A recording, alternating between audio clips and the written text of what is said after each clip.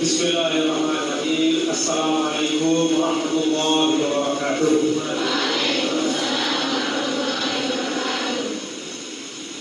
Alhamdulillah, wassalatu wassalamu ala Rasulillah wa ala alihi wa sahbihi wa man tabi'ahu ila yaumil qiyamah. Amma ba'du. Yang saya muliakan, saya banggakan, Muassisul Ma'had, Bapak Kiai, Bapak-bapak, para asatidz, para murabbin, para mudarrisin, para mudarrisat, Bapak Ibu, para pembimbing dan pengasuh yang semua kita doakan bersama anak-anakku semua ya, kita doakan guru-guru kalian semua, para pembimbing kalian semua selalu diberi kesehatan dan keafiatan oleh Allah Subhanahu wa taala. Anak-anakku, para thalibah, para pelajar, para santriwati yang saya cintai dan saya banggakan. Alhamdulillah, pada pagi hari ini saya Muhammad Zainul Majdi, sering disebut dengan Tuan Guru Baja.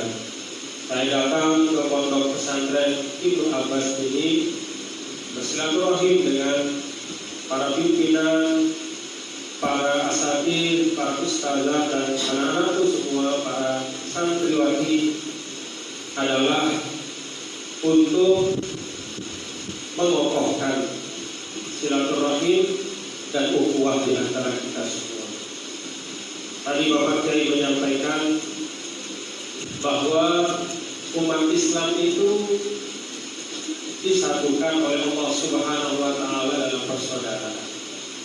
Dan tidak sembarang persaudaraan, tapi di dalamnya ada makna dakwah. Di dalamnya ada makna saling mengisi dalam kebaikan. Maka mudah-mudahan datangnya saya ke pondok pesantren Ibnu Abbas ini mudah-mudahan mengokohkan kebaikan pada diri kita semua. Amin ya rabbal alamin. Anak-anakku, tadi ada salah seorang sahabat kalian membaca ayat dari surah apa ini? An-Nur. A'udzu billahi minasyaitonir rajim. Bismillahirrahmanirrahim. Allahu nurus samawati wal ardi. Mathalu nurihi kamishkat. Terus sampai akhir. Allah Subhanahu wa taala itu cahaya bagi langit dan bumi. Salah satu bentuk cahaya Allah di bumi itu adalah ini. Ada sebuah ungkapan dari Imam Syafi'i. Beliau Imam Syafi'i itu pernah di suatu masa, tahu Imam Syafi'i anak-anakku ya? Imam Syafi'i itu adalah salah satu dari imam besar yang sangat berjasa meneruskan ilmu dari Nabi kita Nabi besar Muhammad Sallallahu Alaihi Wasallam sampai kepada kita sekarang. Imam Syafi'i punya guru, namanya salah satu gurunya namanya Waqi' Ibnul Jarrah. Imam Syafi'i belajar bersama Waqi', dulu bersibuk. Beliau merasa bahwa ilmu ini agak sulit masuknya. Sekarang saya baca, besok sudah agak lupa saya. Maka dia datang kepada guru yang namanya Waqi' Ibnul Jarrah, mengadukan dan bertanya. Seperti kalian mungkin anak-anak bertanya kepada ustaz, kepada kiai, kepada guru kalian. Apa kata Imam Syafi'i? Syakautu ila Waqi' su'ahid.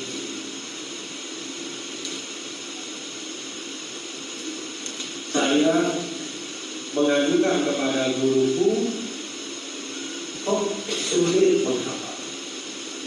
Su'ahid itu artinya hafalan saya agak sulit. Apa jawaban dari Waqi' kepada Imam Syafi'i?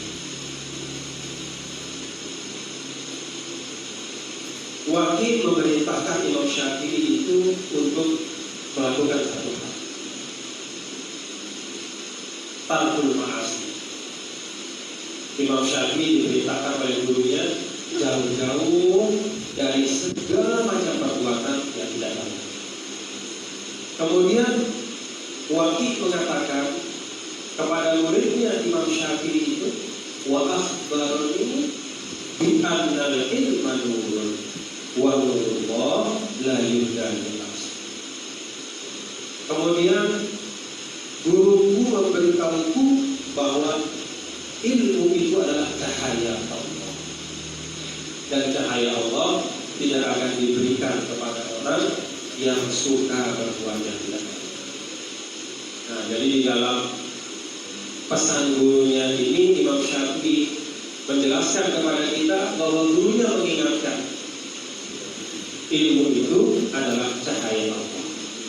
Jadi kalau tadi kita membaca atau menyimak Allahu nurus samawati wal ardh, maka salah satu bentuk dari nur Allah di dunia itu adalah ilmu pengetahuan. Maka anak-anakku, kalian yang ada di pondok pesantren Ibnu Abbas ini sedang mencari cahaya Allah. Resepnya sama seperti resep yang diberikan kepada Imam Syafi'i oleh gurunya. Apa resepnya untuk mendapat cahaya Allah itu? Tarkul ma'asi.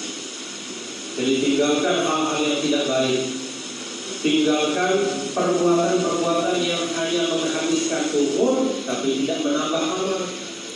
Tinggalkan perbuatan yang hanya merusak konsentrasi tetapi tidak memberi kemanfaatan. Apalagi anak-anakku sekarang sedang selain belajar formal juga menghafal Al-Quran. Alhamdulillah. Tidak banyak anak-anak para santriwati, anak-anak seusia kalian mendapat nikmat dari Allah Subhanahu wa Ta'ala untuk menghafal Al-Quran. Kalau ilmu-ilmu itu disusun seperti orang misalnya menyusun rak buku atau menyusun dalam bentuk piramida. Kalian tahu piramida kan ya? Piramida itu bawahnya lebar, ujungnya mengecil dan menyempit. Maka kalau ilmu-ilmu itu disusun dalam satu susunan seperti piramida yang menempati tempat yang paling tinggi di puncak dari piramida itu adalah ilmu-ilmu tentang Al-Quran. Jadi kalian sekarang sedang belajar menapaki piramida itu, belajar banyak ilmu, dan insya Allah pada akhirnya nanti dengan menghafal Al-Quran akan sampai di puncak. Amin ya Rabbal alamin. Dan memang anak-anakku sekalian, para santriwati, kalau dalam konsep Islam, harapan Islam itu sederhana kepada kita semua. Kalau di dalam salah satu ayat Al-Quran disebut wallahu yad'u ila daris salam wa yahdi man yasha'u ila siratin. Jadi Allah Subhanahu wa Ta'ala itu menyerukan kita dengan agama ini agar kita semua sampai kepada Darussalam. Darussalam kalau di dalam penjelasan para ulama kita itu disebut kebahagiaan yang nanti di akhirat. Nah, kebahagiaan yang nanti di akhirat itu diawali dengan kebaikan yang ada di dunia. Maka ada doa satu jagat yang ada di Surah Al-Baqarah. Kalau tidak salah ayat 200 ya, atau 201. Apa itu? Rabbana atina fid dunya hasanah wa fil akhirati hasanah wa qina adzabannar.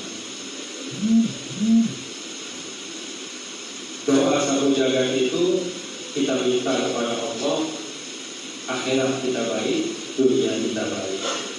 Nah, kemudian ada satu ungkapan, suatu riwayat ungkapan para ulama, man arada dunya fa'alaihi wa man arada akhirata fa'alaihi wa man aradahuma fa'alaihi. Kalau di ayat yang pertama tadi Allah katakan, ayo semuanya umat Islam dan semua manusia diajak kepada rumah keselamatan, kebaikan di akhirat nanti. Kebaikan di akhirat nanti didahului dengan kebaikan di dunia. Rabbana atina fid dunya hasanah wa fil akhirati hasanah wa qina adzabannar. Maka kemudian dalam riwayat ini disebutkan kepada kita kuncinya. Kalau ingin baik di dunia, kalau ingin baik di akhirat, itu kuncinya satu. Apa itu? Wa man aradahuma fa'alaihi, yaitu dengan ilmu pengetahuan, belajar. Jadi kunci dunia kita ini baik, belajar. Kunci akhirat kita baik, belajar. Mau mulia di dunia, belajar. Mau mulia di akhirat, belajar. Dan kemuliaan itu, anak-anakku, tidak ada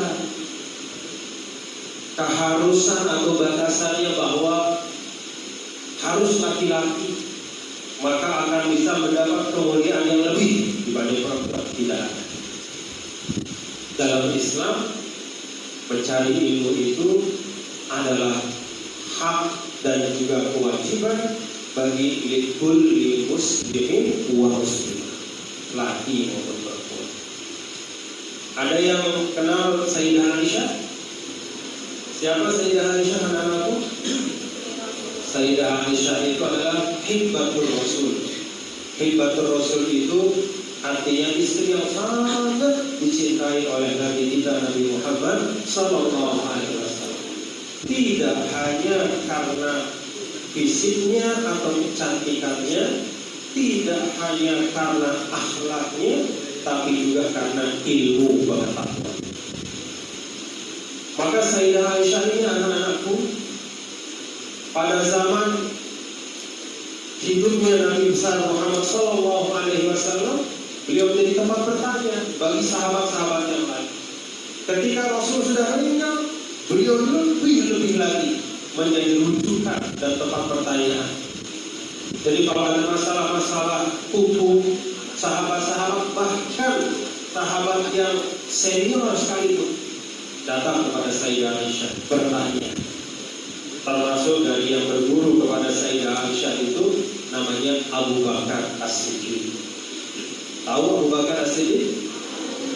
Apanya Sayyidah Aisyah? Ayah. Jadi ayah berguru kepada anaknya yang perempuan. Kenapa ayah ini berguru kepada anaknya yang perempuan?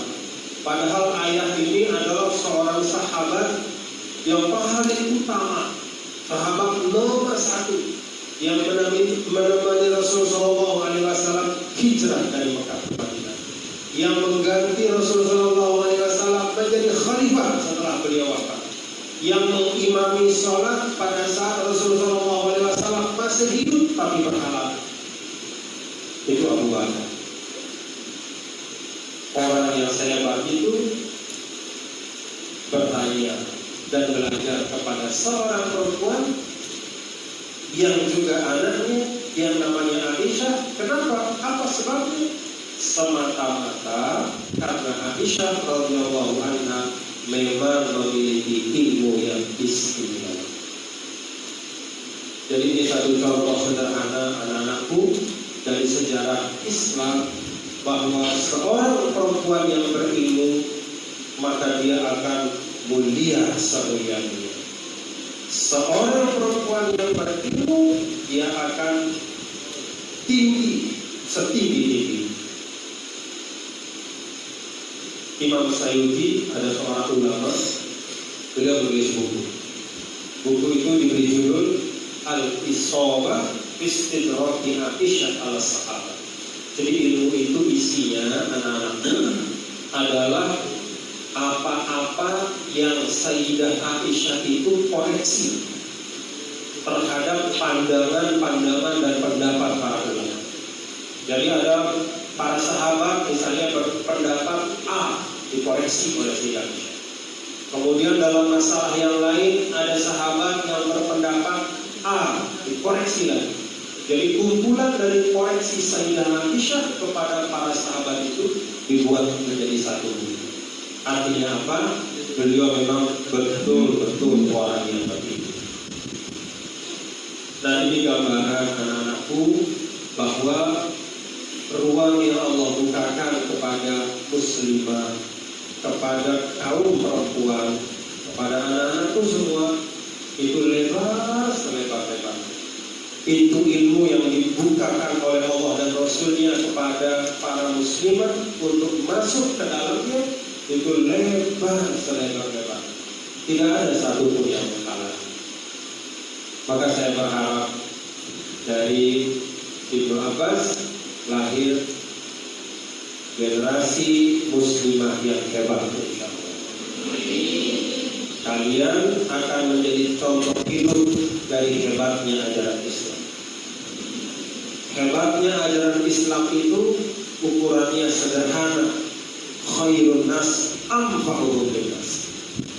Manusia yang terbaik itu adalah bukan yang paling tinggi jabatannya, bukan yang paling banyak hartanya, bukan yang paling gagah atau cantik parasnya, bukan yang paling tinggi status sosialnya, tapi yang paling banyak bisa memberi manfaat kepada manusia. Saya yakin tadi di perjalanan Ustaz bercerita kepada saya, Ibnu Abbas itu menggabungkan 3 hal: akademik, Quran, dan akhlak. Alhamdulillah. Jadi anak-anak banyak bersyukur ya. Anak-anak banyak bersyukur ya. Kalau bersyukur mengucap apa?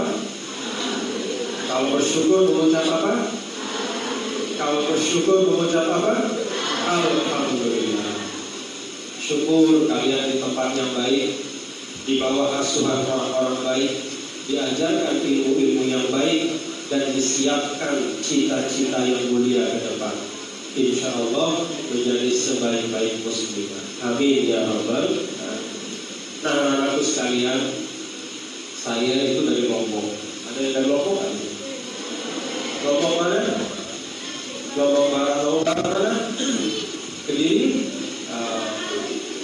Ini berarti anak Kediri ya. Dari mana? Lembe di Kediri? Lembe. Oh, Lembe. Ya, di Lembe itu ada sahabat saya namanya Ustaz Muslim. Tahu? Ya, alhamdulillah. Dari sekian banyak ternyata ada dari Lombok. Hah? Oh, ada Ustaz dari Lombok juga? Ustaz siapa? Baik, Ustaz Jumur.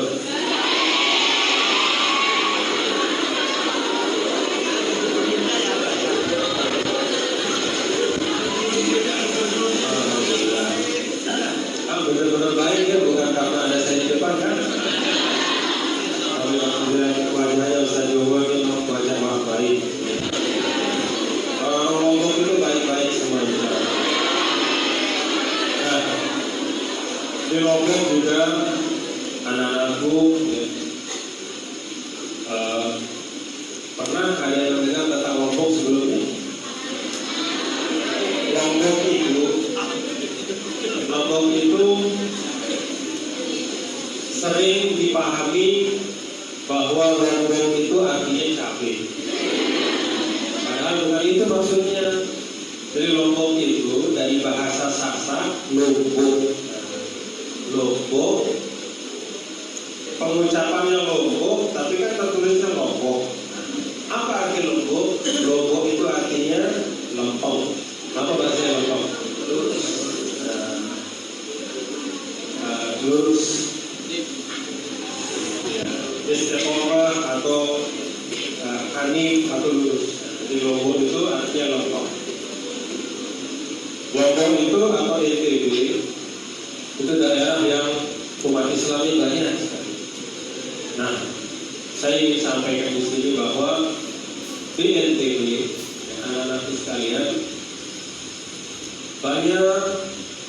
perkembangan yang sekarang sedang berjalan. Salah satu di antara yang sekarang sedang dikembangkan di PBB itu namanya siyahatul halal atau halal tourism, wisata halal.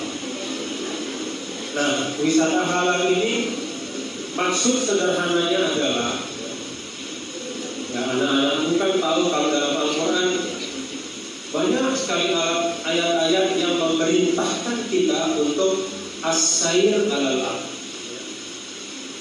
Misalnya apa? Qad khalat min qablikum sunanun fasiru fil ardi fanzuru kaifa kana.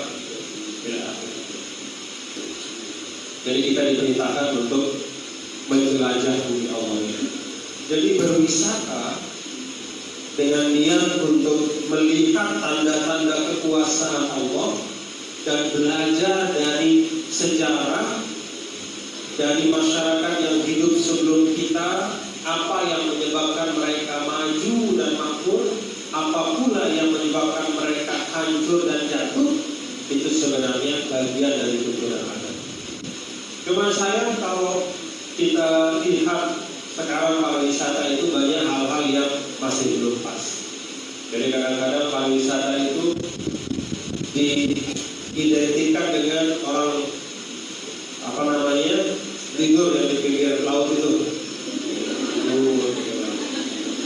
Kasihan dia tidak punya uang beli baju. Nanti santri-santri kasih baju ya.